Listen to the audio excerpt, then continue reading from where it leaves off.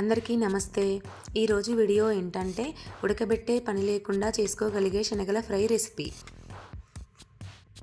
మొదటగా శనగలు మంచిగా శుభ్రం చేసి 5 నుంచి 6 గంటల పాటు నానబెట్టుకోవాలి. ఆ తర్వాత వాటిలోని నీటిని వంపేసి ఫ్రై చేసుకోవడమే. ముందుగా కడాయి పెట్టి కొద్దిగా ఆయిల్ వేసి ఆయిల్ వేడయ్యాక జీలకర్ర, ఆవాలు వేసి అవి చిటపటలాడిన తర్వాత పచ్చిమిర్చి వేయాలి.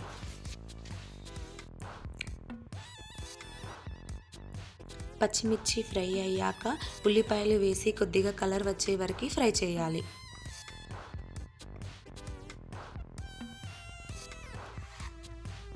ఉల్లిపాయలు ఫ్రై అయ్యాక కొద్దిగా అల్లం వేసి పచ్చివాసన పోయే వరకు ఫ్రై చేయాలి.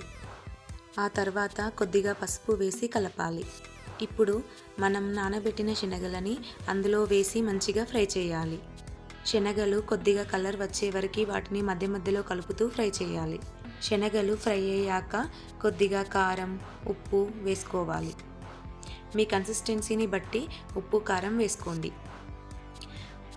ఆ తర్వాత 2 నుంచి 3 నిమిషాలు ఫ్రై చేశాక చివరగా ధనియా పౌడర్, కొత్తిమీర వేస్తే క్రిస్పీ శనగల ఫ్రై రెడీ.